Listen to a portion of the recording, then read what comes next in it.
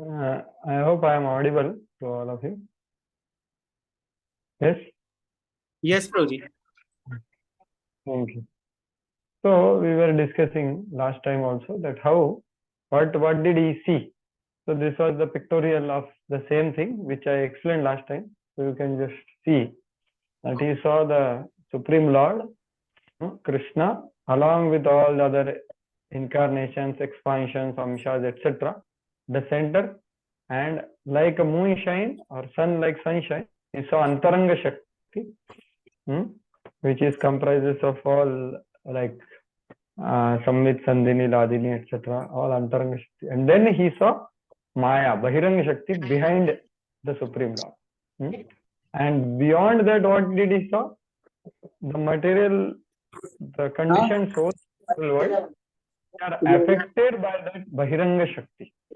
They are illusioned, sammohitaha, that we saw, right? And of course, he saw the cure also, which will be seen in the next, which we'll discuss after a few minutes. So this was one view, and then I tried to give you the top view also of the same, right? So top view is like this, that Krishna is standing like this, no, like this, and Maya is like this. Krishna is looking here, Maya is here. So Yaha Krishna taha manahi Maya radhika. That's why they are like this. Maya cannot stand like this at all. Because Maya has to be like this. So Krishna is there with Antaranga Shakti, with Nitya Siddha associates, and here there is Maya, and seeing the Maya and effect of Maya, which is behind Krishna, there are 5 coverings, and by which the conditioned souls are getting bewildered. So that's what we saw the last time, right? And what has to be done? We see, we just have to turn to Krishna. That's all. So that turning is nothing but coming from jurisdiction and vision of Maya to Krishna, or trying to see Krishna's hand and Krishna's effect in Maya, actually. That's what is turning to Krishna, or trying to see Krishna. So that's how we have to go from here to here. So that's what we saw. So we are Tatastha Shakti. So this is Antaranga Shakti, Bahiranga Shakti, Tatastha Shakti. We have both options, looking here, looking here. So we have to change our direction. And Maya is told to be ashamed. Vilajya manaya yasya thatum ikshapate moya. Like that Brahmaji is telling. So ashamed, she is ashamed, so she cannot stand in front of Lord. No? She has to be behind the Lord. That's why she is ashamed, because what she is doing, she is covering the Swarupa of living entities and giving them suffering. So she feels very ashamedness, because she knows that Lord knows what I am doing. So we'll see the functions of Lord and functions of Maya given by Srila Prabhupada in the purport. So basically, putting in other way, what are these 5 coverings? So the very first covering is called avidya. So covering of real identity means Maya makes us forgetfulness of who we are. That is the first layer of Maya. It's called avidya. Then there is asmita, raga, dvesh, and avinivesh. So they are like second layer. Asmita means I identify myself with something else of this material world. Upadhi, designation. So I am man, woman, brahmachari, grihastha, Indian, American, etc. These are all material designation, the identification. That is the second layer which Maya gives us. Okay, this is your identity card. Just as in company they give us, no? They put in our that card, what we call ID card. So that reinforces our identity, that I belong to this Nil Soft, like I worked there. So that kind of identity, Asmi. And because of that Aham Asmi identification, these 3 children take birth. These are 3 another layers which makes Maya's effect more stronger. That is called Raga, means attachment to things related to that Upadhi. Naturally, Raga gives birth to Dvesha, to things which are not relation to that Upadhi, or doesn't give pleasure for the person in identifying with that Upadhi. That is called Dvesh. And in this rag dvesh, person is completely absorbed, avinivesh. That is the fifth layer of ignorance. So that is, these are what, nothing but the 5 coverings. And what bhakti does is actually gradually remove these coverings actually. Right? So only bhakti can remove avidya. All other processes can go till asmita. They can remove asmita. They can understand that I am not this man, woman, but I am spirit soul. That much they go, but they don't go to removal of avidya fully. That is, other processes cannot give realization of I am Krishna's servant. Right? So like other examples of Munis after 60,000 years of tapasya, they removed 4 layers, but the 5th layer was not removed.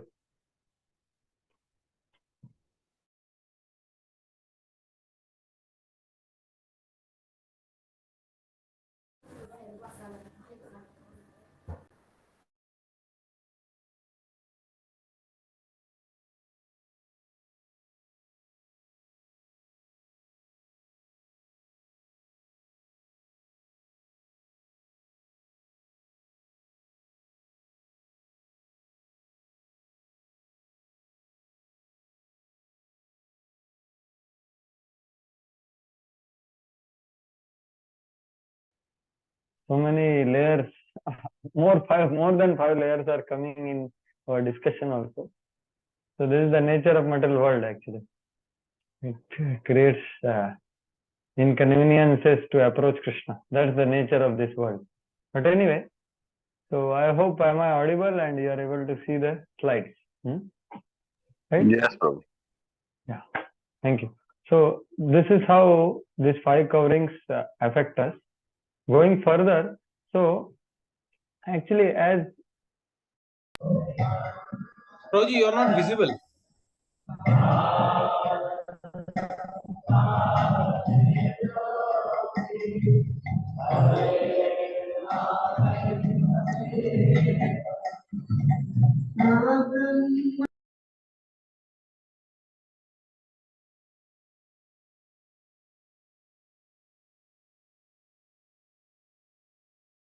that's true. Hare Krishna. I don't know what happened.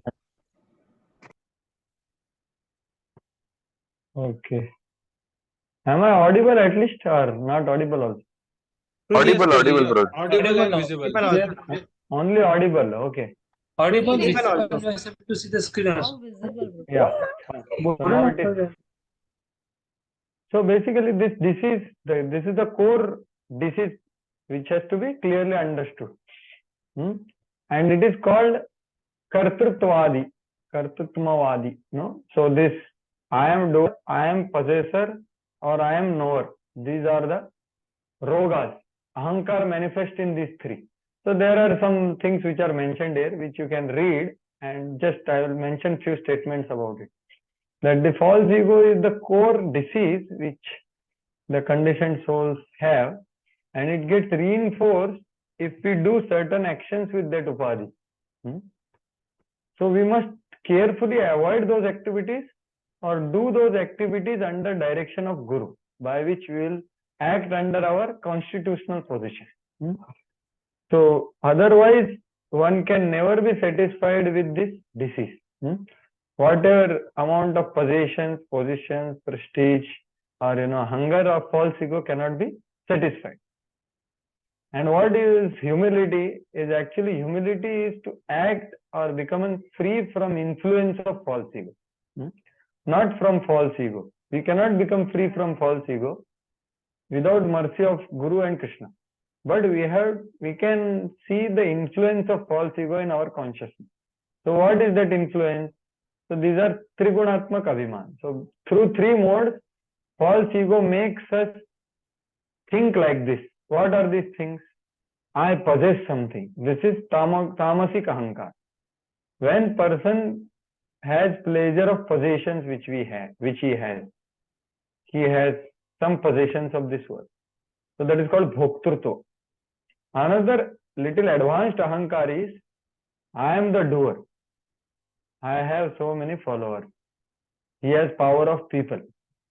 And more finer ahankar of sattvic ahankar is I am the knower. See, I don't possess anything. I am not doer, I know. But I am knower. No? He has potency of panditya. So these three modes produce these three kinds of ahankar. But these are all tamasic actions. Okay? So this is what is the core disease which has to be dealt with. And what Maya does, so Maya does this only. It reinforces through these 5 coverings. So this we already discussed. So Maya has 3 functions. So Pradhan is nothing but the gross 24 elements of this material world, which are true, which are real, like earth, water, fire, air, ether, mind, intelligence, ego, chitta, and many others. No? So these are material cause of, like whatever you are perceiving or seeing in this material world is called Pradhan. 24 elements. They are real. So what is unreal is avidya and children of avidya, right? So avidya is defined here as that which covers our swarupa. Swarupa avaranena vikshiptaha, right? So that is 5 layers which I already explained. So avidya, asmita, rag, dvesh, abhinivesh. So avaranatmika shakti of Maya is nothing but avidya, which covers our real identity, like putting a blanket on us. Who are we? And then gives us some other identity, that is asmita, and other 3. So rag, dvesh, abhinivesh are born from asmita. That is called prakshepatmika shakti. So Maya covers us, our real identity, and throws us into another identity. That is called prakshepatmika shakti. So this is unreal. This is not true. So combination of these is what material world is produced. Material world is all these things, right? And Maya's other function is Vidya, which makes us see world in a right perspective. So this Vidya is also Maya Shakti, which comes in form of austerity, Vairagya, and Sankhya, and Yoga. So like that. So these 3 are the vrittis of Maya, functions of Maya. Okay. So little further, we will see more details of this. What is this Adhishthatri and Adhishthan? Okay. Just remember these words. In future, in purport of Srila Prabhupada, we will discuss this further. Okay. So now, going to the Prabhupada's purport of the 6th verse. Okay. So we will go to that verse now.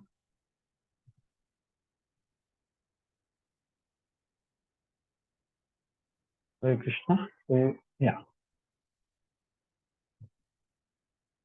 So we saw the previous verse purport of Srila Prabhupada, where Prabhupada explained how.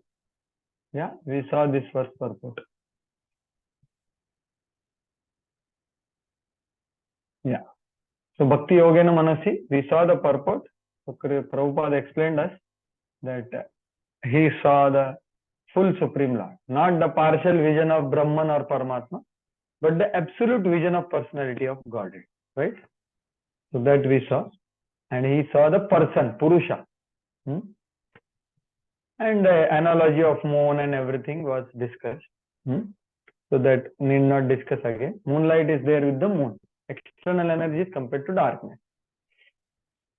So just as there is no darkness in effulgence of spiritual light, so once one comes under Antaranga Shakti of Lord, there is no question of effect of Bahiranga Shakti.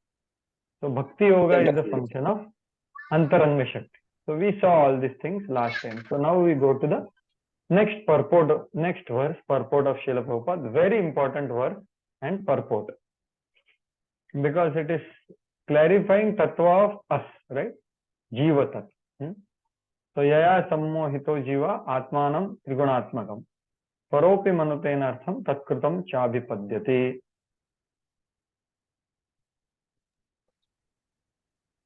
So, okay, Vishwanath Chakra Thakur will see later, very important thing he says. But before going there, let us, please read this statement from Prabhupada's purport. Purport: the root cause of suffering by the materialistic living beings is pointed out with remedial measures. which are to be undertaken, and also the ultimate perfection to be gained. All this is mentioned in this particular verse. Yeah. So here Prabhupada is telling in a very first statement that the root cause of suffering, remedial measures, and ultimate perfection to be gained. Everything is given in this verse. So how is it given? Now read the translation of this verse. You are seeing in front of you. Due to this external energy. Due to this external energy, the living entity, although transcendental to the three modes of material nature, thinks of himself as a material product and thus undergoes the reactions of material miseries. Yeah, so do you find that this verse is speaking about root cause of suffering and the remedial measure and the perfection achieved? What is given in this verse?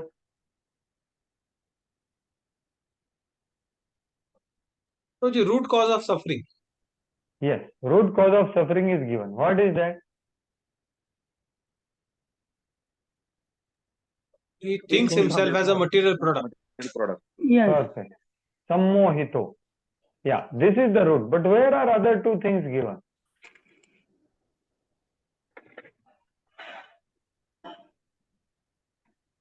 So, when we read Prabhupada's purport, actually it is all taken from Srila Jiva Goswami's purport. So how it is given?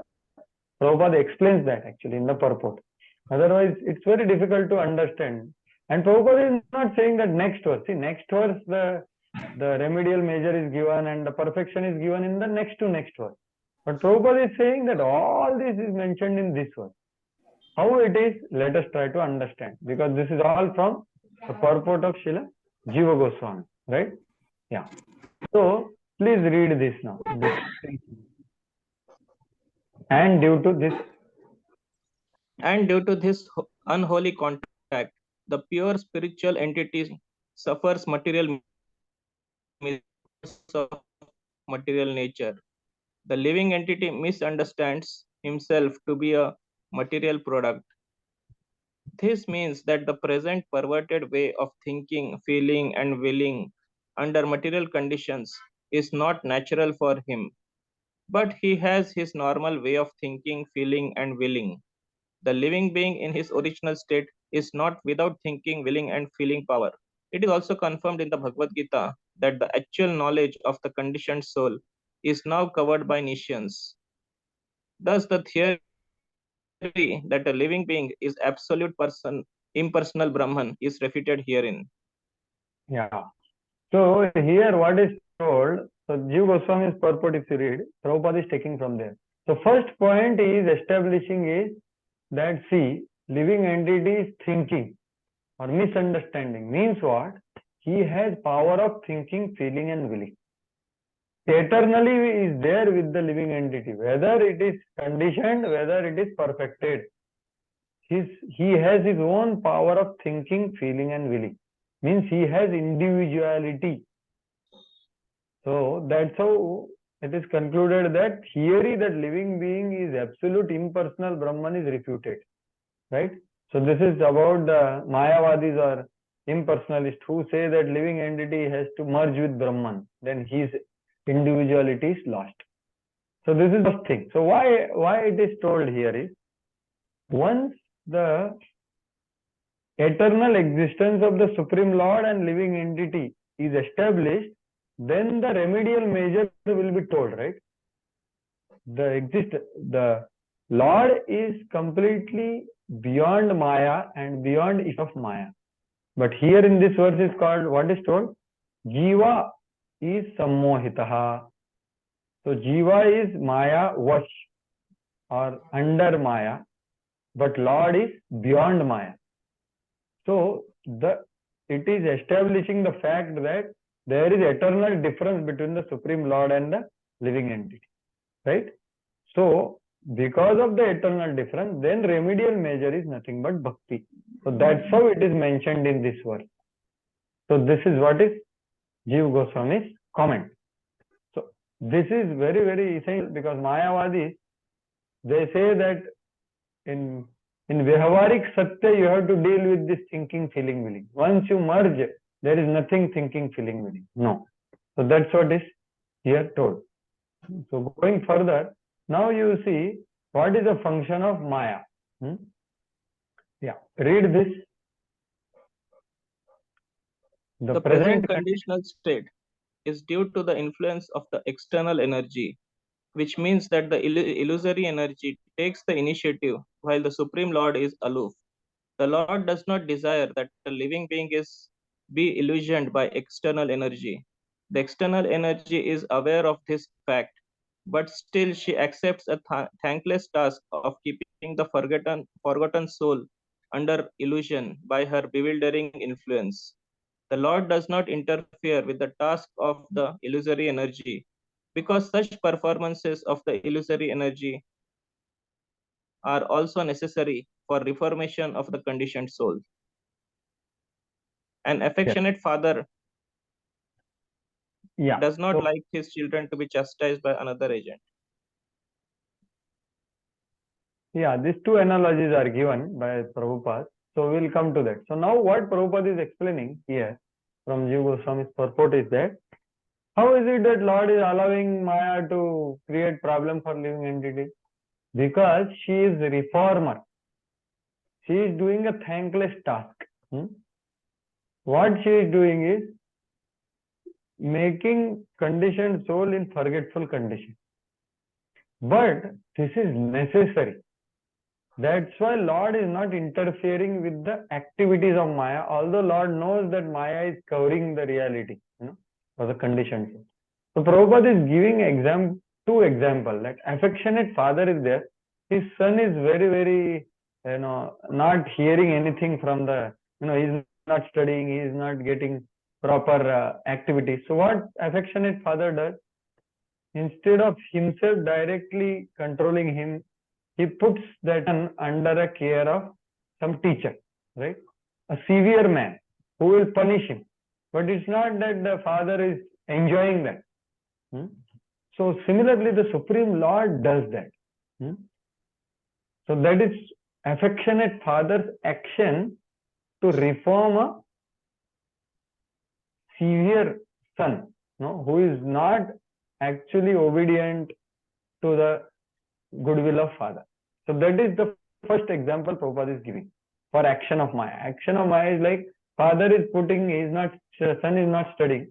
Father is putting the son under some teacher who will chastise, who will show him stick, etc. So that he will get reformed. Another example he gives is king putting his disobedient citizen within jail. So it is not that he is happy. The king actually desires prisoners relief on. But because he is not working properly in the kingdom, he is made a separate arrangement for reformation. So that's how Lord doesn't interfere with activities of Maya, of bewilderment. But then what Lord does? So what Lord does is given in the, please read now this similarly. Similarly, the Supreme Lord descends from his kingdom upon the kingdom of the illusory energy and personally gives relief in the form of the Bhagavad Gita, wherein he personally suggests that although the ways of the illusory energy are very stiff to overcome, one who surrenders unto the lotus feet of the Lord is set free by the order of the Supreme. 7.14. This surrendering process is the remedial measure for getting relief from the bewildering ways of the illusory energy. The surrendering process is completed by the influence of association. The Lord has suggested, therefore, that by the influence of the speeches of saintly persons who have actually realized the Supreme, men are engaged in his transcendental loving service. The conditioned soul gets a taste for hearing about the Lord, and by such hearing only, he is gradually elevated to the platform of respect, devotion, and attachment for the Lord. Yeah. So what Lord does is given here. So Lord doesn't interfere with activities of Maya, but Lord personally comes and teaches living entities like Bhagavad Gita. Like, Daivi Hesha Gunamai Maya Duratya. That only by surrendering to me, you can cross over this Maya. Not by anything else. Only me. Mam eva ye prapadyante. And not only that, Lord himself like Kapil Dev teaches. So these two verses are all, this is all from Jiva Goswami's purport. So the surrendering process becomes complete by what? By association of great souls, hearing from them. So this is nothing but Kapil Dev's teachings to Devahuti. So that is Supreme Lord. So he comes and teaches how to become free from Maya. Satam prasangan mamavirya samnido bhavanti ritkarana rasayana katha tajjoshana tashu apavarga vartmani shraddha ratir bhaktir anukramishyati. So that's what Prabhupada is translating the same verse here in the green, what you are seeing. That by the influence of the speeches of saintly person, that is Satam prasangat, Prakrushta Rupena Sangha of pure devotees. So when we hear Krishna Katha from them, then gradually we go from Adav Shraddha to Nishtha to Ruchi, Bhava, Prem, etc. So this is the process of surrender. So which begins with hearing from great souls, right? So that's what, like now we are hearing from Srila Prabhupada by reading his purport, right? So that's how usually, so that's how you see this verse is telling all these things. This is the one word explanation, sammohitaha. So sammohitaha is done by Maya, but Lord comes and teaches the surrender, and surrender, the essence of surrender is to hear from the pure devotees, right? So that's what is told. So Prabhupada is explaining how the remedial measures are given. So, yeah, please read this now. This means that? This means that the conditioned souls are being reclaimed by the Lord both ways, namely by the process of punishment by the external energy of the Lord and by himself as the spiritual master within and without. Yeah. So how Lord is dealing with living entity? So two ways. Maya is pushing from below by giving threefold miseries, that you just get out of this prison, get out of this prison. This is one side. And Lord is pulling from top by teachings and coming form of different avatars and different pure devotees depicting different pastimes. So pushing and pulling. Is pulling by Maya, threefold miseries, and pulling from top by attracting. So that's how Lord reclaims in both ways. So similarly, Lord comes as Ved Vyas to give us all these literatures which will tell us truth of the material world, right? So that's what is told here. So this is how this verse is speaking about root cause of suffering. The remedial measures is the bhakti characterized by surrendering process, and one attaining the prema bhakti which will come. So this is how the whole thing is given in this particular verse, like that. Now, Prabhupada suddenly changes the topic. So this will be told further in the next verse, right? So we'll discuss that. But now you see how suddenly Prabhupada, yeah, please read this. Next paragraph, Personal superintendence of the illusory energy is confirmed in the Vedas, the Kena Upanishad, in relation to the demigod's controlling power. Herein also it is clearly stated that the living entity is controlled by the external energy in a personal capacity. The living being, thus subject to the control of the external energy, is differently situated. It is clear, however, from the present statement of the... Wait. So here, now having said that Maya does this function, now why Prabhupada is quoting Kena Upanishad here?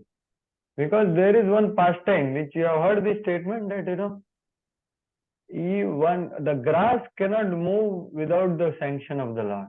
So this is the story which is quoted by Srila Jiva Goswami to establish the fact that Maya is not just a Shakti, but Maya is also personality.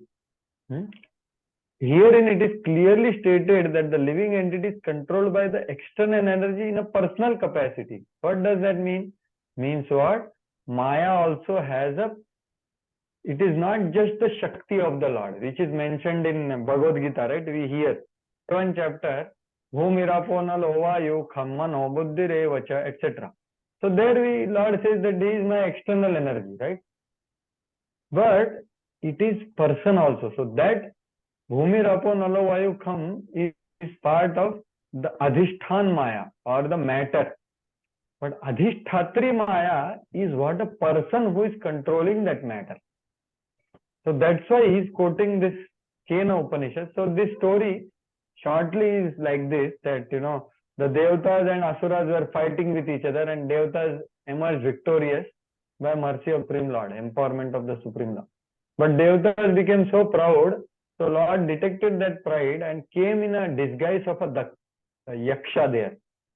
And then suddenly they were celebrating that the very unique personality manifested as Yaksha. So Agni first went to ask, hey, who are you?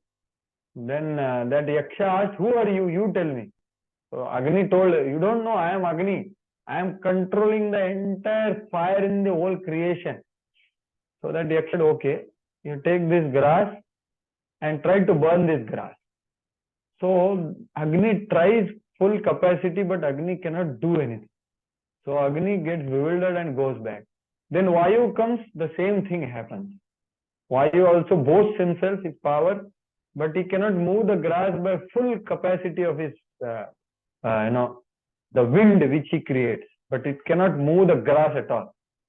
So then Indra goes, but Indra understands that there is some fishy here. Let me try to understand who is this person.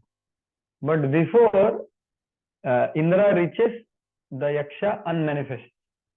And suddenly Maya comes there. And then Indra asks, who was that person? To Maya.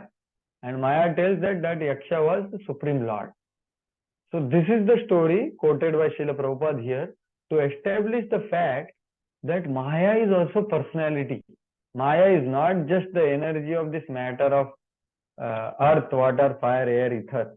But there is someone who is controlling the Maya, which is Durga, Parvati, etc. So that is personal capacity. So that's how this particular context Prabhupada is quoting from Jiva Goswami's purport.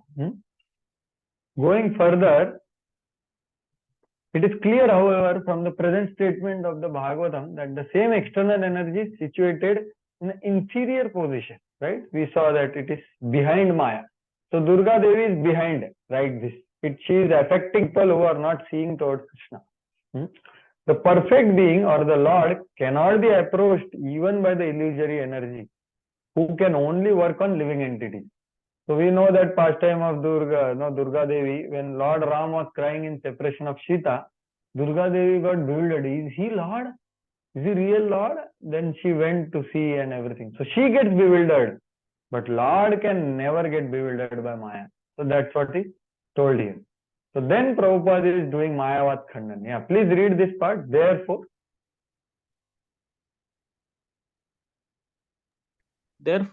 it is sheer imagination that the Supreme Lord is illusioned by the illusory energy and thus becomes a living being.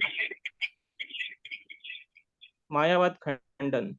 If the living being and the Lord were in the same category, then it would have been quite possible for Vyasadeva to see it, and there would have been no question of material distress on the part of the illusioned being, for the Supreme Being is fully cognizant. So there are so many unscrupulous imagination on the part of the monists to endeavor to put both the Lord and the living being in the same category. Yeah, thank you, Prabhu.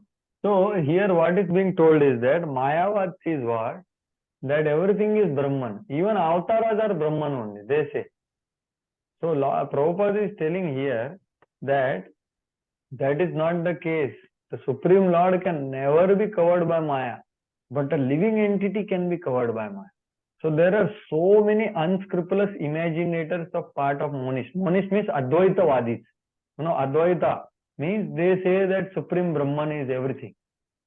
So now Wari, this Dindi is starting today. So actually in India there are so many people who are like this. They say, they will worship Lord Vitthal also. But if you ask them, what is goal of your life? I want to merge in Brahman. I want to become Vitthal.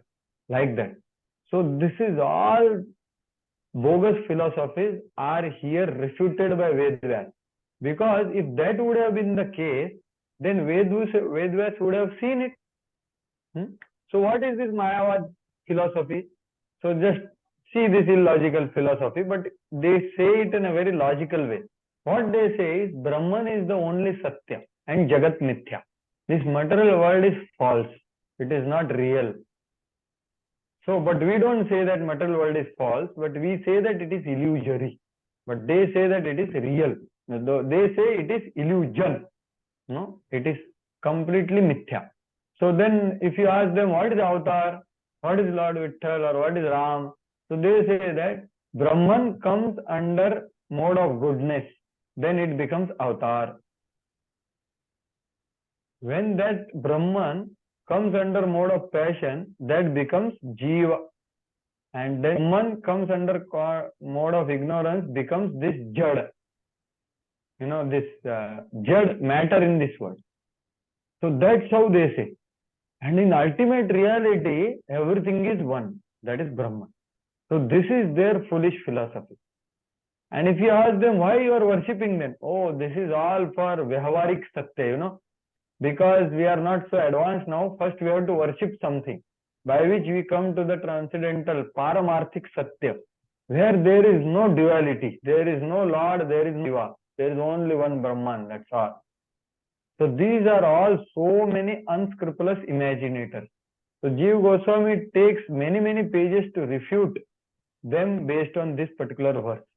There are so many vadas, you know, Pratibimbavad, Ekatmavad, Parichedvad, and so many other monist theories which are refuted clearly by this particular verse, where it is telling that only Jiva can come under Maya, not the Supreme Param Purusha is always with Antaranga Shakti. It can never affect the Supreme Lord.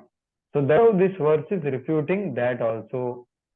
And then Prabhupada is ending saying that if this would have been the truth, then why would Lord Vedvas or Shukdev Goswami so much took trouble to describe these so many pastimes of the Lord?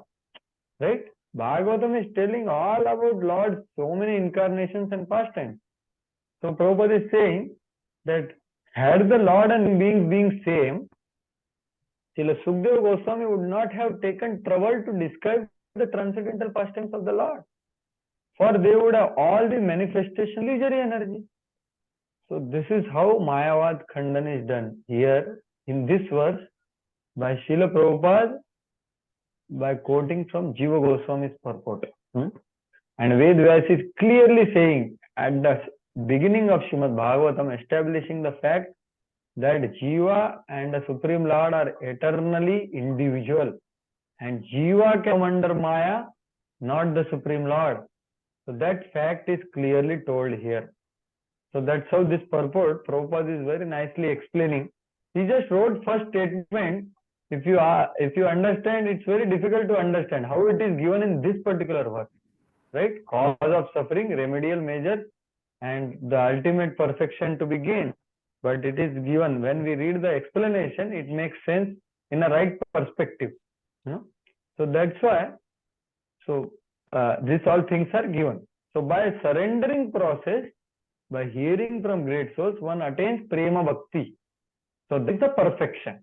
So these all things are given in this particular verse. So going further, so the next paragraph, Prabhupada tells from Srila Vishwanath Chakravarti Thakur. So very beautiful question he raises actually. Srila Vishwanath Chakravarti Thakur raises a question. First I will tell you the question. Now, Vedvas was instructed by Narad Muni. What was the instruction given to Vedvas? That Samadhina Anusmara Tad Vicheshtitam. You see the 16th verse of 5th chapter. So Narad Muni is instructing Vedvas. My dear Vedvas, Atha Mahabhagav Bhagavan Amogadrik Suchishrava Satyarato Dhritavrataha Urukramasya Akhila Bandha Muktaye Samadhina Anusmara Tad Vicheshtitam. So my dear Vedvas, you are very pure in your vision because of your pure actions, your pure words and your pure thoughts. So please remember the pastimes of Supreme Lord and describe them. That's what was told to Vedvyas. Then why did Vedvyas saw Maya? That's the question raised by Srila Vishwanath Chakravarti Thakur. So, are you able to understand the question? Because Vedvyas was instructed to elaborate in Samadhi, enter the pastimes of Lord and elaborate the pastimes of Lord. So where is the question of Maya here? Then why did he see Maya? That's the question raised by Srila Vishwanath Chakravarti Thakur. So what is there? What is the reason that Vedvyas saw Maya? So why did Vedvyas saw Maya? Because of this. So let us see. Please read the purport. Yeah. Please read this part. Srimad Bhagavatam is the summum bonum remedy for suffering humanity in the clutches of Maya. Srila Vyasadeva therefore first of all diagnosed the actual disease of the conditioned souls, that is, their being illusioned by the external energy. He also saw the perfect Supreme Being, from whom the illusory energy is far removed. So he saw both the diseased conditioned souls and also the cause of the disease. And the remedial measures are suggested in the next verse. Yeah, thank you. So, see, why did Vedvyas saw Maya? Because the Srimad Bhagavatam is a scripture which is relished by people who are free from disease. But he is writing a scripture for conditioned soul. So how can they relish something which is in impure state? So first, they have to be purified.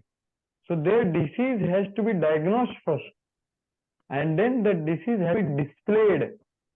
And then the remedial measures have to be given. So the expert doctor Vedvyas is first diagnosing the disease. Otherwise, if he gives Bhagavatam directly he gives the pastimes of Lord. They will not make any joy for the conditioned souls at all. Because there is roga, there is the disease of Ahankar is there, then how can one taste Srimad Bhagavatam? It is not possible. So Vedvyas, being a compassionate doctor, he saw the disease. He diagnosed the disease and he displayed the disease to the conditioned soul. So Srila Vishwanath Chakravarti Thakur says very nicely that a true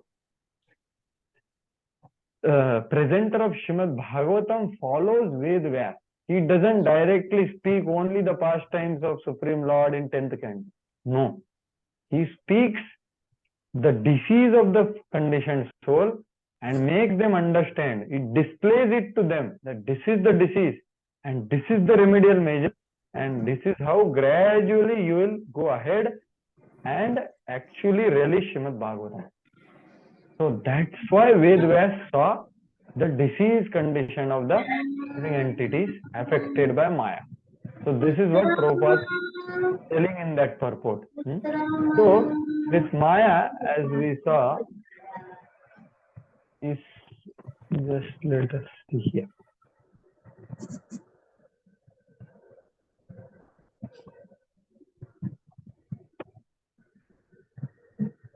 Yeah. Yeah. So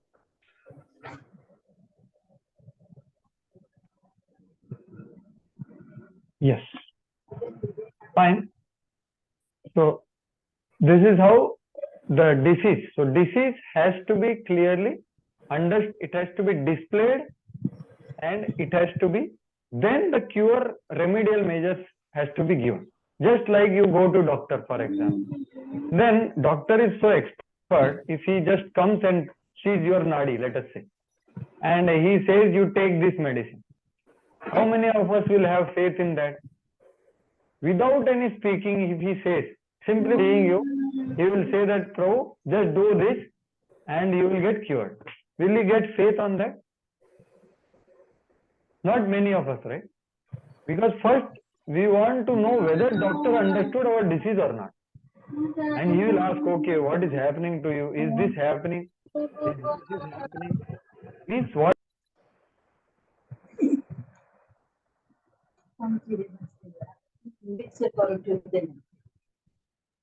Prabhuji, you are in mute. Guruji, sorry, I muted you. There was voice coming from somewhere else. Okay, fine. I don't know when I got muted, but Just hopefully 30 now. seconds. Yeah. Yes. So doctor example I was giving. If you go to a doctor, he directly tells you, you take this, ye sab theek ho jayega. You will not get faith on that doctor, right? But if doctor tells, he sees your nadi and he tells, okay, are you feeling? Are you feeling? He will say yes. And then he writes the prescription. Then you will take that prescription seriously, right? So similarly, Ved Vyas is presenting Srimad Bhagavatam in such a way that it diagnoses our disease, it displays us our disease very clearly, and then he writes a prescription. Then we take this medicine very faithfully, and then we cure our disease and attain Prema Bhakti. That is the purpose of Ved Vyas seeing Maya. That is the purpose of Ved Vyas explaining Srishti Leela in this material world.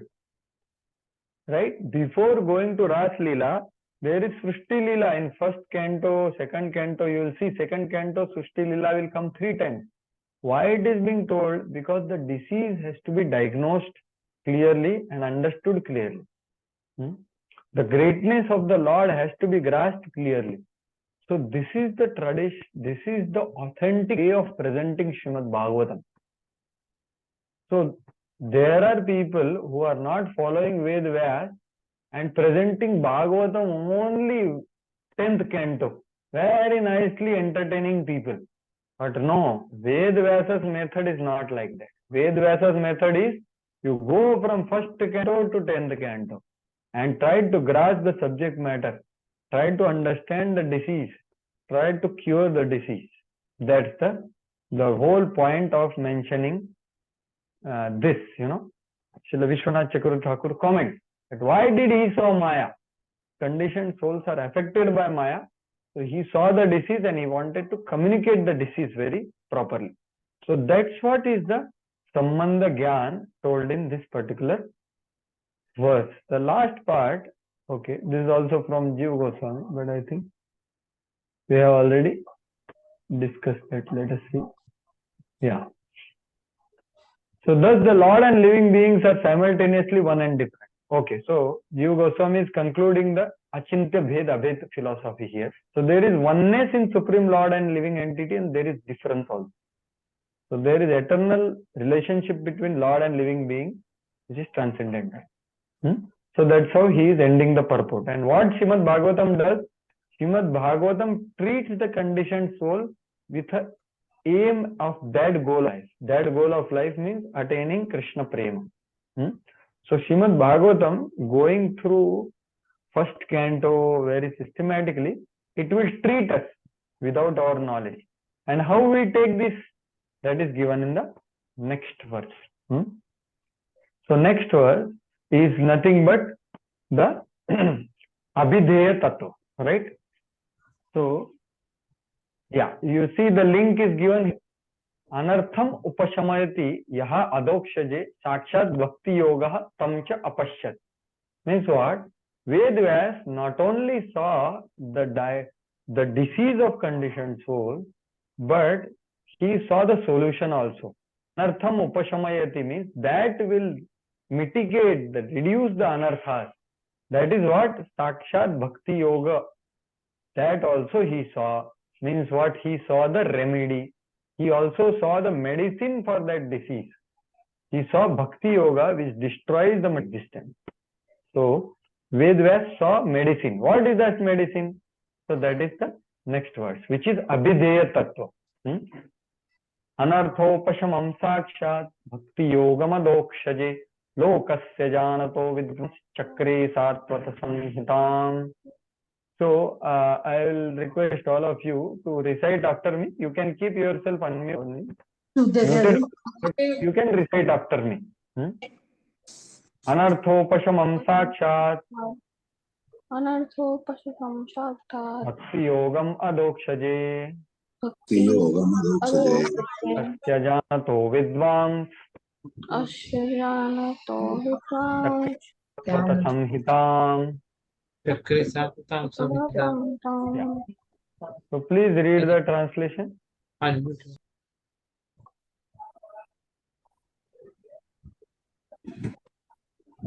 Yes. The material miseries of the living entity, which are superfluous to him, can be directly mitigated by the linking process of devotional service. But the mass of people do not know this, and therefore the learned Vyasdev compiled this Vedic literature, which is in relation to the supreme truth. Yeah. So, having said that this is Abhideya Tattva, so we'll see the two verses first properly in the context, and then we'll go to the Prabhupada purport. Okay. So this particular verse, you see, Prabhupada is translating Bhakti Yogam as what? The linking process of devotional service. Right? So if you go to the next verse also speaks word Bhakti Yogam. Right? So Bhakti Yogam word comes so many times in these four verses, right? Like we saw the fourth verse also. Bhakti Yogena Manasi Samyak Pranahite Male. Right? Now here also Sakshat Bhakti Madokshaje. And next verse also you will see Bhakti Krishne Parama Purushe Bhakti Utpadyate. But these words appear to be same, Bhakti Yoga, but the meaning is different in different verses. So that to be clearly understood. Whether it is talking about what Bhakti Yoga. So if you see word to word of Prabhupada, you will understand. So here Prabhupada has translated Bhakti Yogam as linking process of devotional service. Right? And if you see the next verse, Prabhupada is translating that as, you see next verse, feelings of devotional service, if you see. So that is Prema Bhakti. So next verse is speaking about Prayojana Tattva, right? Yasyam Vaishruya Manayam Krishne Parama Purushe Bhaktir Utpadyate Pungsam Shokamoha Bhayapaha. So this is the prayojan which will be attained after application of Abhideya. So Abhideya is spoken in the sixth verse and prayojan. So here also Bhakti word is there, but Bhakti word is referring to Prema Bhakti, feelings of devotional service, not just actions of devotional service. Feelings of devotional service means Bhava Bhakti, Prema Bhakti, right? So that's why it has to be clearly understood that what is being spoken where, right? So we will see these two verses now in clarity in the presentation.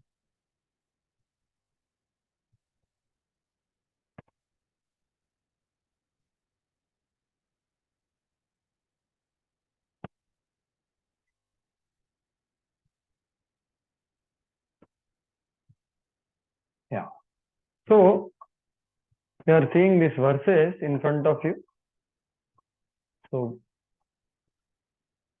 Anarthopashamam. So Srila Swami is telling what is told in this verse. Anartham upashamayati yo adokshaje sakshat bhakti yoga tam apashyat. So he saw that which will reduce, that which will destroy the anarthas, the kartrutva, bhaktrutva and jnatrutva, which create all suffering in this world. He saw the remedy, that is bhakti yoga, that he saw. And etat sarvam swayam drushta evam ajanato lokasyarthe tattvata sanhitam Sri Bhagavataksham Chakre. Saswata Sanhita means Srimad Bhagavatam. Why did he write this? Because lokasya ajanato.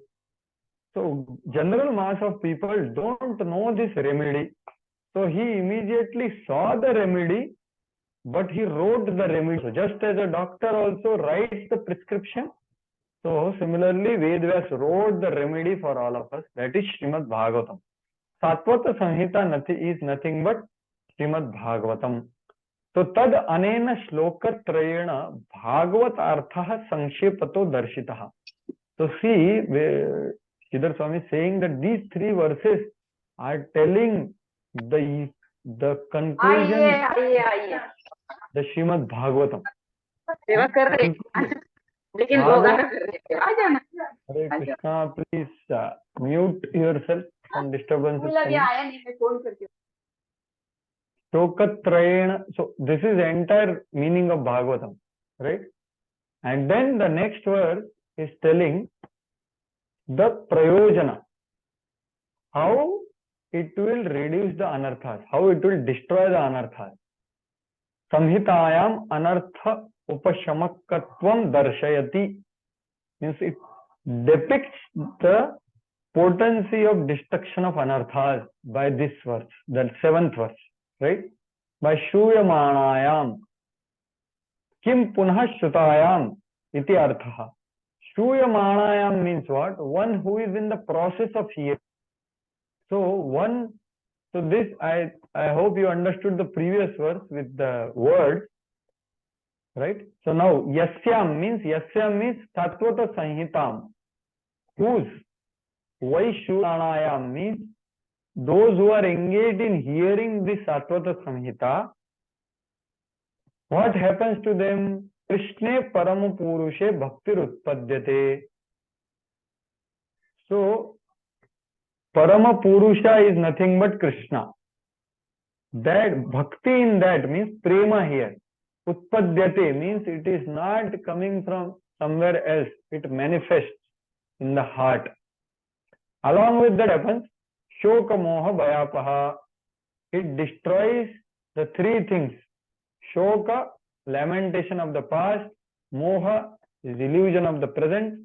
And Bhaya, the fear of the future. So this is what Bhagavatam does, right? So that's what is told in this particular verse. Yeah. So now we'll go to the purports of Srila Prabhupada, trying to grasp what is being told here. So 6th verse.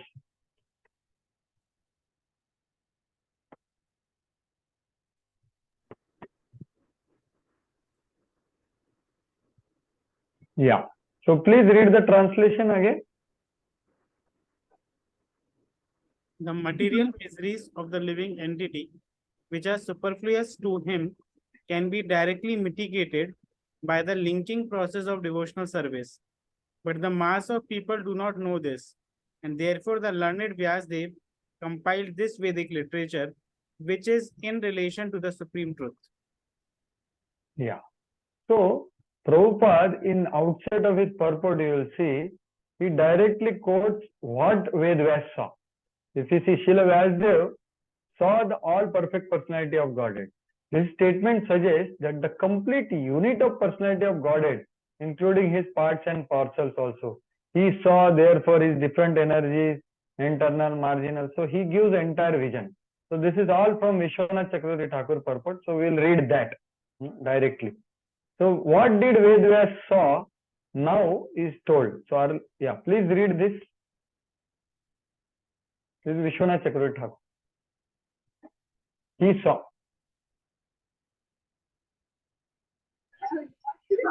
He saw the medicines for that disease. He saw Bhakti Yoga, which destroys material existence. One should understand the stages in seeing it. First, he saw the Lord by the use of word Purana. It should be understood that It should be understood that Vyas saw the Lord with his Amshas. The Puranas, the Purushas and Gunavataras without his Amshas, how can the Lord be considered complete? Puran means complete. Thus, Vyas saw the complete form of the Lord. He saw his Chit Shakti with many varieties such as Vimala and Utkarshani, which are manifestations of his beauty. He then saw the external energy, Maya Shakti, behind the Lord. He then saw Jiva who are bewildered by Maya Shakti. He saw in the Lord Bhakti the chief element of the Chitta Shakti, which is more powerful than all others. Having seen all this, he... Should I stop, Prabhu? Yeah, complete, read. Having seen all this, he then wrote the Vaishnava scripture called Srimad Bhagavatam, which reveals all this for the ignorant people. Yeah. So exactly what Vedvyas saw has to be clearly understood, because this is what we should try to see in the material world actually. How this, so he is seeing everything. So till fourth point, that Lord with his all amshas, Purusha avtaras, Guntaras, then his Shakti is Vimala Utkarshini, then his Maya Shakti, then Jiva. Till that was there in the previous verse. Fifth point is what he saw in this particular verse. That is, he saw the remedy, the chief element of Chik Shakti, which is more powerful than everything else, and which can destroy the illusion caused by Maya, and which arises from the actions of Anugraha Shakti. That is Kripa Shakti. We say no, Radharani is blessing Anugraha Shakti, and which controls the Lord. So we hear that, if Radharani says that this person is so nice, so Krishna will accept, because Anugraha Shakti is controls Lord also. So this Bhakti has so much power. So he saw that also, that fifth point, and then he wrote this scripture called Srimad Bhagavatam. So this is what is the vision. So imagine he saw entirety of the everything, whatever is happening in material and spiritual world, everything he saw practically, right? So that's what he saw, and he wrote in form of Srimad Bhagavatam. So he writes a very nice Karika, so maybe there's no need to discuss. But this is all Siddhanta told here, that he saw Lord, Jivas, everything, right? Yeah. So this is what Prabhupada says in the first part of his purport. Now he goes to the Jiva Goswami's purport. Yeah. Please read this now. It's a great transcendental science. It is a great transcendental science and begins with the process of hearing and chanting the name, fame, glory, etc. of the Supreme Personality of Godhead. Revival of the dormant affection or love of Godhead does not depend on the mechanical system of hearing and chanting, but it solely and wholly depends on the causeless mercy of the Lord. When the Lord is fully satisfied with the sincere efforts of the devotee, he may endow him with his loving transcendental service. But even with the prescribed forms of hearing and chanting, there is at once mitigation of the superfluous and unwanted miseries of material existence. Such mitigation of material affection does not wait for development of transcendental knowledge. Rather, knowledge is depend on devotional service of the ultimate realization of the supreme truth. Sadhana Bhakti, Kleshagni Shubhada. Yeah. So what Prabhupada is telling here is that this verse is talking about the process of bhakti. But this process of bhakti, one can practice it. But the perfection of bhakti is dependent on only mercy of the Supreme Lord. That is being told here. That revival of dormant affection does not depend on mechanical system of hearing and chanting. What does that mean is, what Vedvyas saw is that sadhan bhakti. This verse, bhakti yogam adokshaja, means it is a sadhana bhakti. Sadhan bhakti which produces prema bhakti. So, but sadhan bhakti depends on instruction of spiritual master and Krishna. But prema bhakti depends on mercy of the Lord only. Prema bhakti cannot be attained by simply practicing hearing and chanting. It only depends on mercy of the causeless mercy of the Lord. So what we can do is sincerely try to execute process of bhakti properly to attract the mercy of the Supreme Lord. That's the only thing which we can do. That's why Prabhupada is saying here that when the causeless mercy will be bestowed, when Lord is fully satisfied by sincere efforts of the devotee in sadhan bhakti, then sadhan bhakti will produce prema bhakti. only when Lord is fully satisfied by sincere effort. So what is this sincere efforts mean? Means it is not mechanical practice of hearing and chanting or any other activity. Mechanical practice means doing simply activities of bhakti without any proper understanding, without proper motivation, without proper putting our intelligence and heart in doing what we are doing. That is called mechanical system. No, bahu janma kare yadi shravana kirtan, Prabhu tono paye Krishna pade premala. Means what? It is not that mechanically we just pushed on this ISKCON movement and will attain prema bhakti. Sometimes we say, okay, just chant 16 rounds, follow 4 legs, and then we'll go back to Godhead. Actually, in one sense it is true, but it has to be done in a right spirit. That's why Prabhupada is saying here that sincere efforts, when Lord is satisfied with sincere efforts, then only spiritual world will be awarded to us. Not by simply mechanically doing hearing and chanting and all other processes. So there is one full lecture given by my spiritual master called Don't Do Things Mechanically. So if some of you want to hear or have heard, he is telling everything in whatever we do in bhakti, it can be done by a robot also. Like, morning we get up, we offer obeisances. Ancha kalpatarubhyasya kripa sindhubhya evacha patitanam pavanebhyo vaishnavabhyo namo namaha. You just get up like a robot. There is no feeling. There is no thinking about the meaning of what we are saying. Okay, then we are doing Diti worship. Okay, 7 times 4, 3, 4, 2, 3, 1. So he makes like this robot, So no, it has to be done by putting heart, not mechanically. Because the dormant affection cannot come by mechanical process. We can follow mechanical process as an instruction, but that is not enough. It will purify to some extent.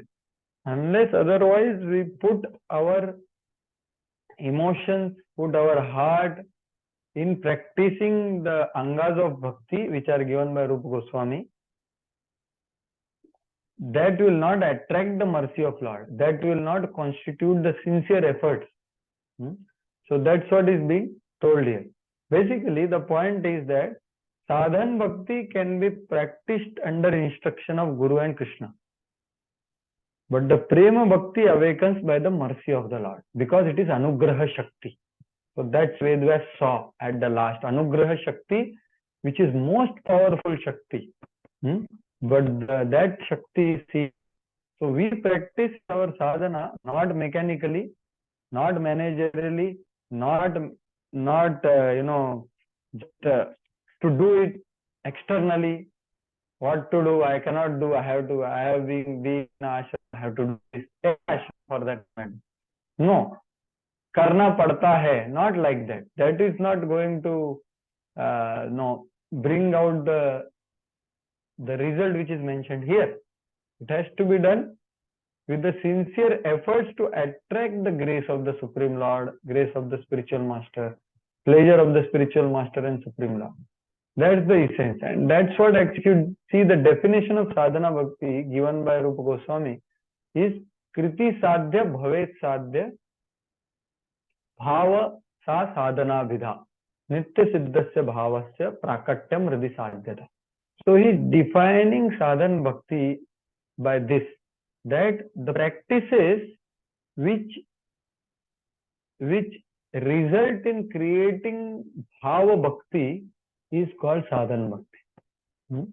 So that goal has to be kept in mind.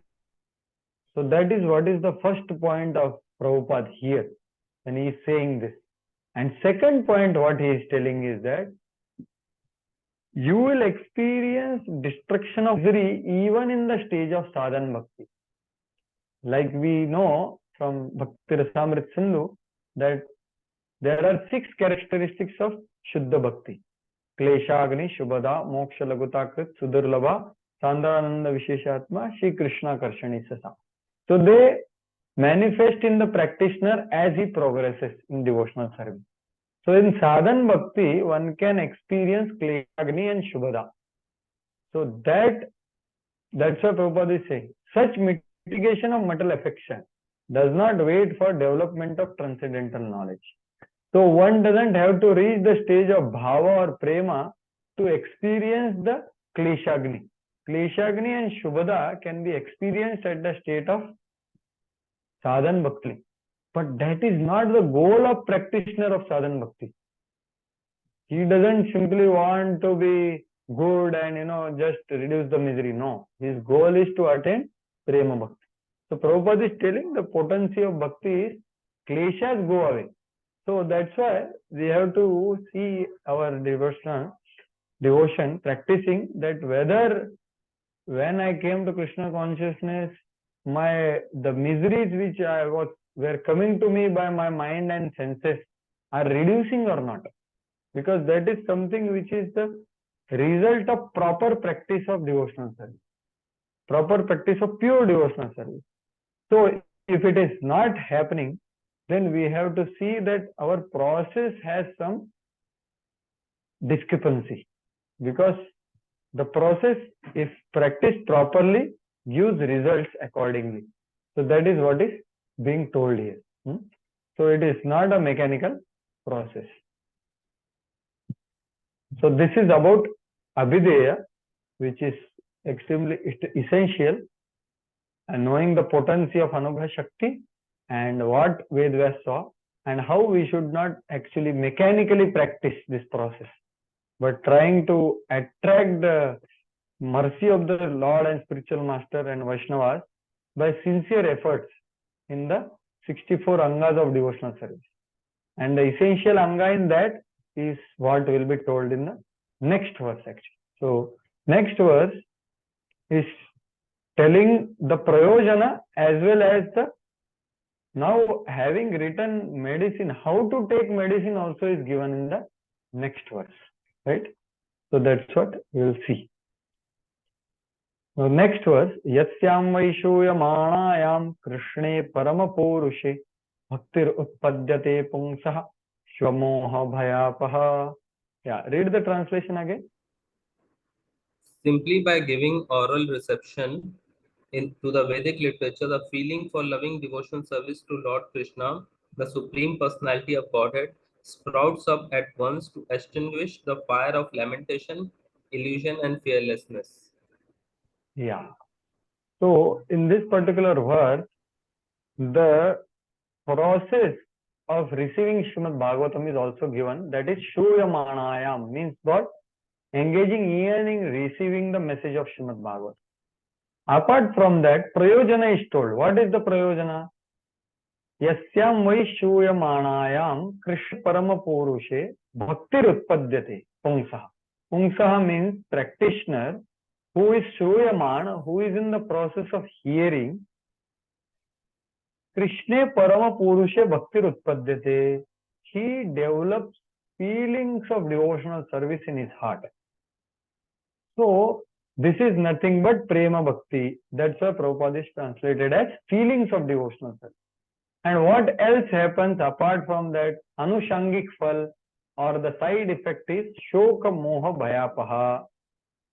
So now I want to ask all of you, is that see bhakti word came in so many verses among last 4 verses. So what are the meanings of bhakti word we are having? Like for example, 4th verse, when Vedvyas saw in his samadhi, Sri Yogena Manasi, what that bhakti means? Yes, anyone? Bhakti means nothing but love towards Lord, Prabhuji. To develop the love towards Lords. Yeah, so in 4th verse, that bhakti refers to love for the Lord, as Madan Mohan Prabhu clearly said. Yeah. So Vedvyas in Prema Bhakti, he saw the Supreme Lord and the whole vision, right? And then 4th, 5th, 6th verse also Bhakti came, right? Anarthopashamam sakshat Bhakti Yogam Adokshaje. So what that Bhakti Yoga means in the 6th verse? Yes, anyone else? Sadhana Bhakti, can we say? Yes. Yes, Ramkishore Prabhu, correct. So the Bhakti Yoga Adhokshaje is the remedial measure. So it's a sadhan bhakti which will produce prema bhakti. So, correct. So, sixth verse, Bhakti Yogam refers to sadhan bhakti, right? And now, in this particular verse, Bhakti Rutpadyate is referring to Prema Bhakti. So that's why you see Prabhupada has translated in word to word differently. Linking process of devotional service in previous verse. Now he is telling feelings of devotional service. So that's how it's a Bhakti. So how it will awaken? That is by Shuyamana, one who is hearing. In the process of hearing, he has not even completed. No? So that's what is told here. So let us go to the purport. So before going, we'll see what Vishwanath Chakravarti Thakur says. So there is something called Kaimutya Nyaya here. So the people who are engaged in the process of hearing only will attain love for Krishna. So what to speak of people who have completed hearing? Then what to speak of people who are doing kirtan of that Bhagavatam? And what to speak of people who have completed doing kirtan of Bhagavatam? That's the intention of speaking Shuyamanayam. Shuyamanayam means being in the process of hearing. It is not that they have completed it. They only develop love for Krishna. So the same thing was spoken in the very first verse of Srimad Bhagavatam, if you remember. You know, Sadyo Rudya Avarudhyatetra Kritibhihi Shushrushabhis Tachanat. This was told in the first verse. Like Lord gets captured in the heart of devotee, two kinds of devotees.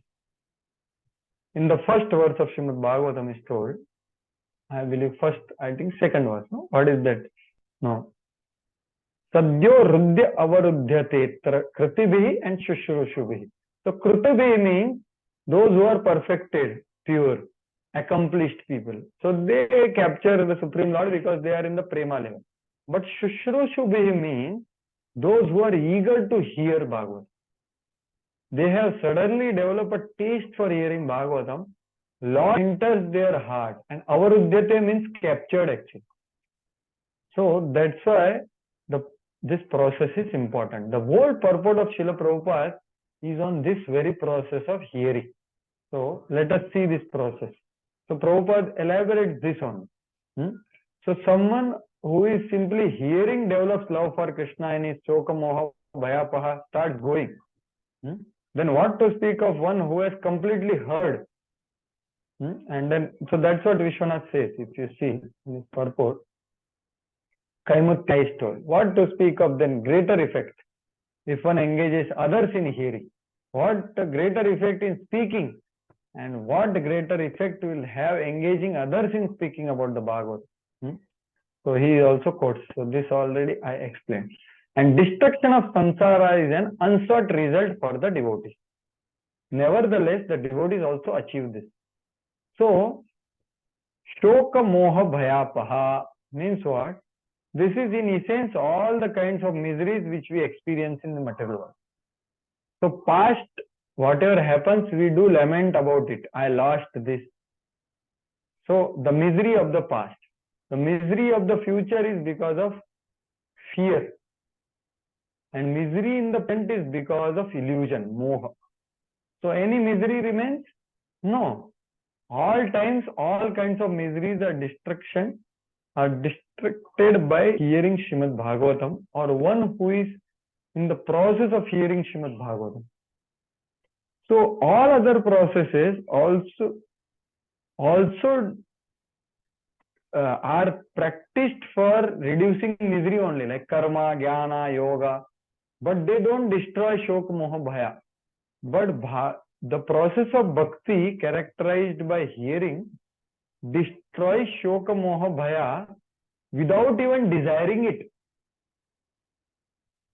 All other processes they desire, they practice the processes of karma, jnana, yoga to destroy their misery only. But misery is not destroyed. Whereas bhakti is such a process, without even desiring shoka, moha, bhaya to be destroyed, it gets destroyed. That's why it is told it is anusangika phala. It is the unsought result of the devotee. Unsought means what? it is a side effect of bhakti.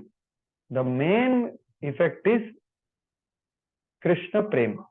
So that's what is this verse speaking. Now entering into the Prabhupada's purport, so Prabhupada emphasizes this process of hearing and how hear, from whom to hear, how potency of hearing, everything is told in the purport. So you can read in leisure. We'll discuss quickly the important points of this purport. So Prabhupada begins the purport with how ear is the most effective, because when one is completely sleeping also, ear is working. Because you cannot close ear. You can close your nose, you can close your mouth, but ear cannot be closed. You can close your eyes also. But that's why ear is the most effective. Everyone, so Prabhupada tells everyone is undergoing this three, Shoka, Moha, Bhaya. So it is called, this is what is the characteristic of the material world or conditioned soul. These are the primary symptoms of material disease. So disease is being spoken, right? So Vaibhava saw the disease, he diagnosed the disease, he displayed the disease, and he gave us the prescription in form of hearing Srimad Bhagavatam. So the symptoms of disease are Shoka, Moha, Bhaya. The more we progress in bhakti, more these things should, the material disease symptoms should reduce, right? So Prabhupada is saying that only. As soon as this is affected, the symptoms of material disease disappear. So this we discussed already. And then Prabhupada is quoting about that verse, no? Bhakti utpadyate pumsam. So bhakti is nothing but prema bhakti here, feelings of devotion. So Prabhupada quotes that, love is the word which is used in the material world so often, but it is most misunderstood. Because it can be there only in the Supreme Lord and living entity. It cannot be there in two living entities. Because both are Prakriti. So Prakriti cannot have this exchange of love. So that's why Prabhupada defines. The affection between the Lord and the living entities is something like that between male and female in the material world, just to make us understand. So this is based on the nice verse which is prayed by Srila Rupa Goswami, to the Supreme Lord, that let my attraction to the Supreme, you, my Lord, be like a young boy gets attracted to a girl, or young girl get attracted to young boy. That kind of feeling let me develop for you, my Lord. So that's what Prabhupada is quoting, somewhat like that. But it has to be with Krishna only. It cannot be with anyone else. And what is the potency of hearing? By hearing, we directly see what Prabhupada is saying. Hearing about him means immediate contact with him by the process of vibration of transcendental sound. So we touch Krishna, we come in contact with Krishna by sound vibration. So anavritti shabdat, anavritti shabdat. That's why this is the most important process, actually, to practice, because it gives life for all other processes. That's what Prabhupada writes. So please read this yellow thing. Read this.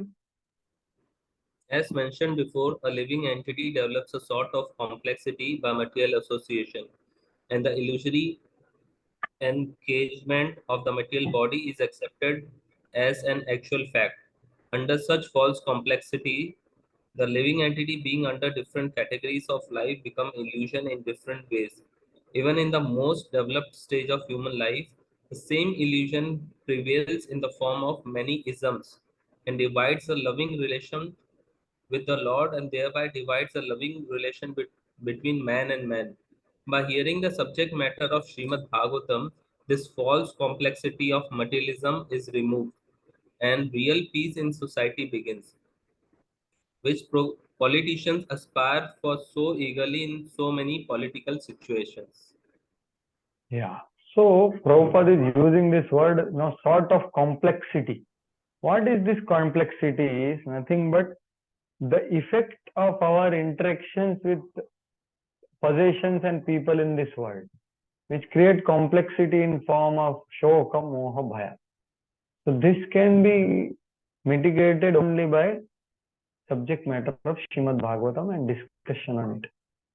So more we identify, just like a gross example, for if you are parked your car and you came to some building and doing some work, and you just happen to hear that something happened, you hear a big sound hitting some car, and you just hear that your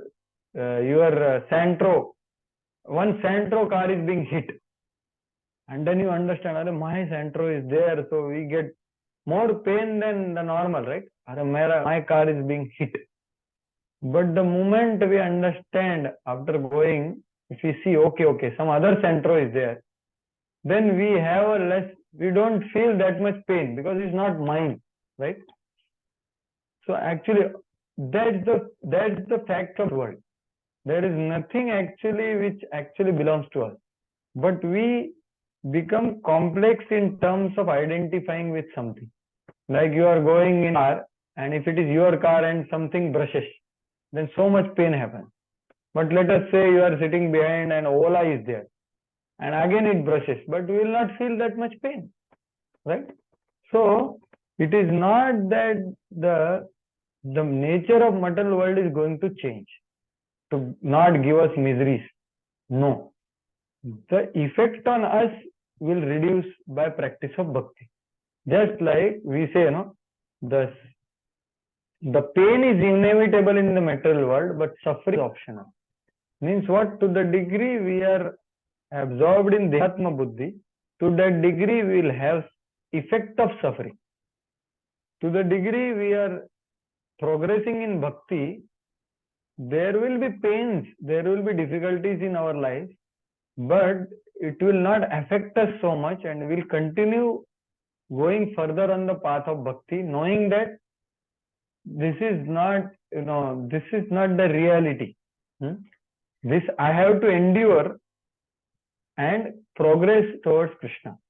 So that's what that sort of complexity is nothing but this material association. And accepting body as a fact. Then all rag, dvesh, abhinivesh, all things affect us.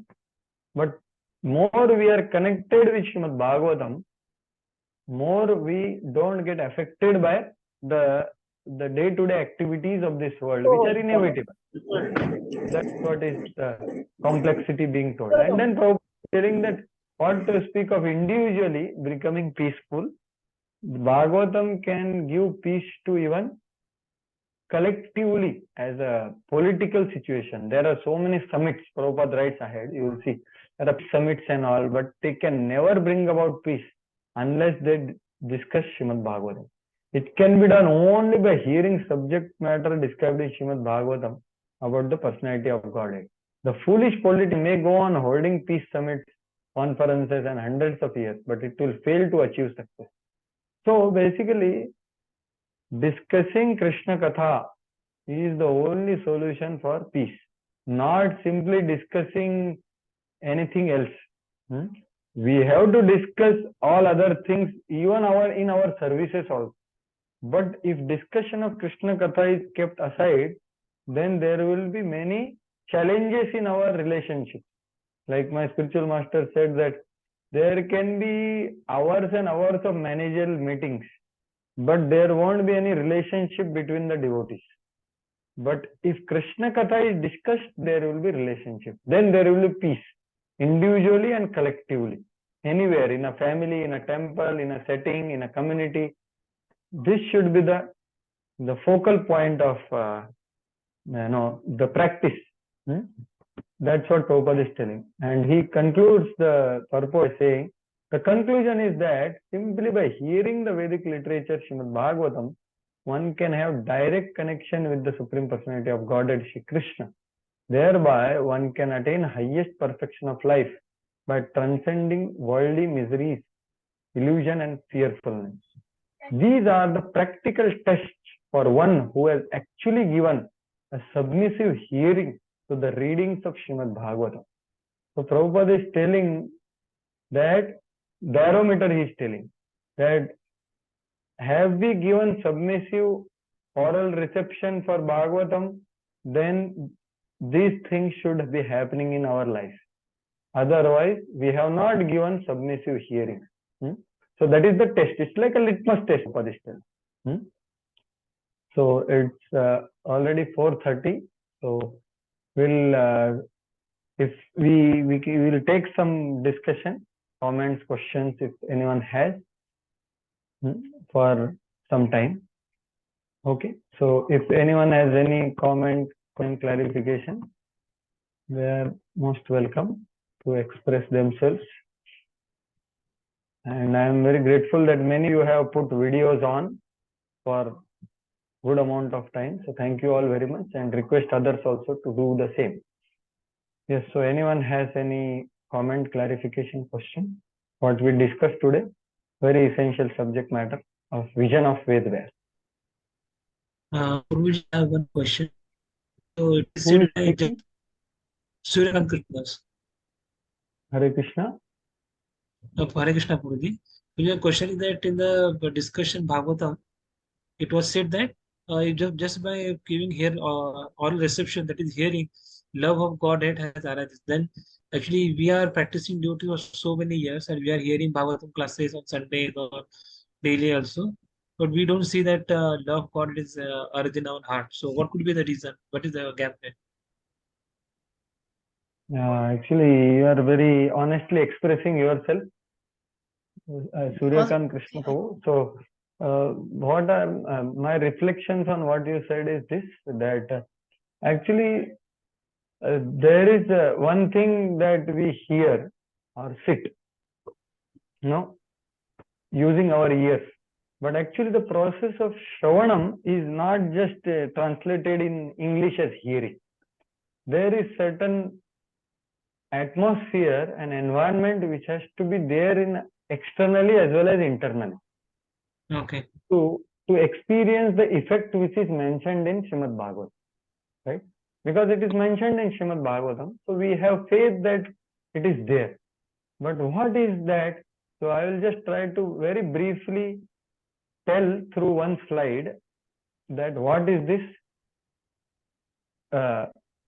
what it means to participate in a process of hearing, right? So because it is not to be done by ears actually. It is not to be done by putting into audio and I do Shravan. No, actually it's not like that in the sense of in its the process. Like you are seeing here, the slide you are seeing. Yeah. Shravanam is the process to participate in. Hearing is an activity, but Shravanam is a process where we participate. It's not alone. It's always we participate. So there is some person who is showing, right? So, so Prabhupada writes something similar here. So I am coming to the next point. As I said this, so Prabhupada is saying, if one links his ears to give oral reception to the transcendental vibration, he can quickly become purified and cleansed in the heart. So what do you mean by linking ears for reception?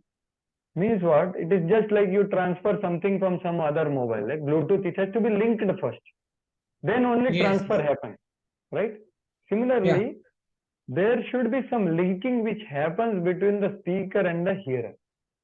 And he is wanting to receive something, not just information, not just something new, or not just some masala, No, he is wanting to really receive the ultimate fruit of Krishna Prema. That desire is there. So there is a right setting and environment externally and internally. And what is that external environment is nothing but temple Bhagavatam class, for example, or basically authorized speaker. But what is internal environment which is more important, which we can do? So what is that is this. Because, so Shravanam means, first we should have faith. Shra means Shraddha. We should have faith and devotion and appreciation of all kinds of pastimes of the Supreme Lord, including Srishti Leela. Including the technical Srishti Leela, which you will hear in the second canto in this course. We should have faith, devotion and appreciation for it. We may not be able to fully understand it. That's not an issue. That can be based on our capacity of understanding. But our Shraddha and appreciation should be there for all kinds of pastimes of the Supreme Lord, beginning with Srishti Leela, which generally appears to be like Karela. Right? So that is the first thing. Faith, Shraddha on the speaker, Shraddha on the subject matter, and Shraddha on the process. These three Shraddhas has to be there. Okay. Then there is Varan. What is Varan? Varan means we are ready to accept what is told. We are not saying how is it possible, it's impossible. No. Our mode should be, if we are not able to accept, we inquire in submission. Or only these two things. Accept with trust, or if we are unable to do it because of our upbringing, our level of faith, we inquire submissively from the speaker. Just for the sake of accepting it. Not to check the speaker, not to see how much he is in water and all these things. No. That is second thing, that is Varana. And third and the most important is Namrata. Varana. Shraddha, Varana. Varana means accepting the facts which are shared by an authorized speaker. And willing to inquire if we are not able to accept for the sake of accepting it eventually. And Namrata is the most important, that is pridelessness. Means while hearing, our mind is not running here and there. Our mind is not evaluating the speaker, but we are in the mood of learning. We are in the mood, knowing the potency. Today I will understand something more about Krishna. I will go closer to Krishna because this person who is speaking has devotion to Krishna. That's why he has been put on the Vyasasana. Vyas is empowering that person to reveal Krishna Prem. So let me hear. So as soon as, so this is given in actually Padma Puran. Param Pujya Chandramouli Maharaj was sharing in one Brahmachari class, these things. So this is, we should try to do this process. We should try to participate in the process in this particular way as much as possible. And then we will have some effect by mercy of the Supreme Lord. If he wants to give us some effect of the process, he will surely give. And the last thing I have written, I have mentioned it already, that reception means what we want to receive. We want to receive faith. We want to receive the taste which the person has. We want to receive mercy of the Lord and the devotee. We want to develop more interest and inspiration in the subject matter. Not just the relief, not just some information and some new thing. So that is what is, these are some thoughts, Prabhu, on what you asked. So I am also trying. But the Bhagavatam is speaking, so I am just trying to defend what is being spoken in Srimad Bhagavatam. Yeah. Thank you, Guru, for an elaborate answer. Hare Krishna. Thank you. Suryakant Krishna Prabhu. Yes. Anyone else has anything? Prabhuji, I have one question. I mean, that's Anand Mohan Prabhu. Yes, Prabhu. a little different question. Sorry for that. I mean, in today's society, we see so much, I mean, other religions putting so much, I mean, kind of convergence or so much. Like, how can we do something for, like, is there any way these Muslims can also get the love of God? I mean, how, because we see for, it is so much purification is required. Is there any way, because बाकी के religion में कुछ हो सकता है, means do they get this platform of love of Godhead through that religion also? I mean, or it is only through this our process, or how we can do something for them so that they will get benefited by this? Actually, see, bro, it's natural to get affected by seeing what is happening around us right now.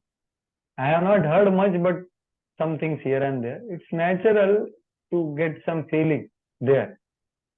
At the same time, we have to see the whole thing through Acharyas and Shastra.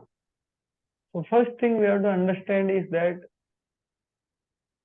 Maya is converting so many people, slaughtering into materialists, right? He has converted me also. Somehow by mercy of devotees, Now I am getting converted in, Sanatan Dharma, right? Maya is converting at every moment, actually. Not so. Maya is manifesting through Kali Yuga. This is what going to happen. It is expected. It is anticipated that these things will happen. So something similar was happening when I joined ashram in 2011. Something similar, some cases. So that time Rajavidyalaya had very clearly spoken that don't get agitated by these things. If you are getting agitated, do something properly, that you become pure like Prabhupada, and then how much you can do, see. So you purify your heart and you purify hearts of those who are under you. This is there in your jurisdiction. And then you can really create a sustainable impact on the society as Prabhupada did.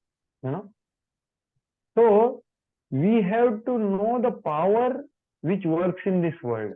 And the greatest power is Bhakti. Greatest power is not people. Greatest power is not mob. Greatest power is the process of Bhakti, because it is the Shakti of Lord. And Lord is Shaktiman. So more we ourselves as individually and collectively possess Bhakti in our heart, to that degree we can help others to experience that. So that time I remember Radheshampu saying that the most immediate thing what we can do is we ourselves intensify our sincere practice, and the people around us whom we are connected to, we try to educate them in a way not to come to remain Hindu. No, not Hindu Muslim. Educate in Krishna consciousness. Educate in Sanatan Dharma. Because what Hindu and what Muslim? It's all animals only, right? In one sense, maybe little whatever. If they are doing 4 activities only, so that is what we have to understand, Prabhu. And actually, this is expected in Kali Yuga. And you see the positive side also, that our ISKCON devotees are converting so many people all over the world, right? In that sense, that is not conversion, that is revival, actually. So we have to see the thing in perspective. At the same time, if some of our devotees, if they are in the what you can say, position of Kshatriya type people who can take some decisions in some level, we can support them in some way without getting hampered by our daily practice of devotional service. So that much can be done. Let us say some politician is helping in this direction. He is helping Sanatan Dharma to grow. So we can support that way. But we don't have to take a special step compromising our practice of day-to-day bhakti to do that. So that is what, these are few thoughts, Prabhu, which came to my mind now. I have not heard so many news, so I am not so much affected by it. But these are few thoughts which came to my mind. And Prabhuji, as ISKCON, we are doing so much book distribution, which is like giving the culture and the real Sanatan Dharma to so many people. So that is a very powerful activity, actually. Yes. And just one more thing I want to add, as you mentioned book distribution, so we can participate more and more in these processes of prasadam distribution, book distribution, ham distribution. These are the most powerful things in the world. Provided more we experience the potency, more we can give just as Prabhupada had faith. So that's why we should participate in these things. Individually, collectively, in any way we can participate, we can do it. Financially, for the sake of, I am talking about Grihastha devotees. So one can do in different way. Book distribution, prasadam distribution, harinam distribution, or some programs on Srimad Bhagavatam, discussion on Srimad Bhagavatam, facilitating them in whatever way we can. So that can surely help in that direction. Yes, Prabhu, thank you. Yes, Prabhu. Thank you for your concerned question. Yes, so it's 4:40 almost. So we end officially here. If anyone has any discussion, I am available here. In case you have, you may ask for maybe some time. or officially we end here. Okay. Srila Prabhupada ki jai. Jai. Grantha Srimad Jai, Bhagavatam ki. Jai. Prabhuji, can you also teach us the next unit? So, Prabhuji,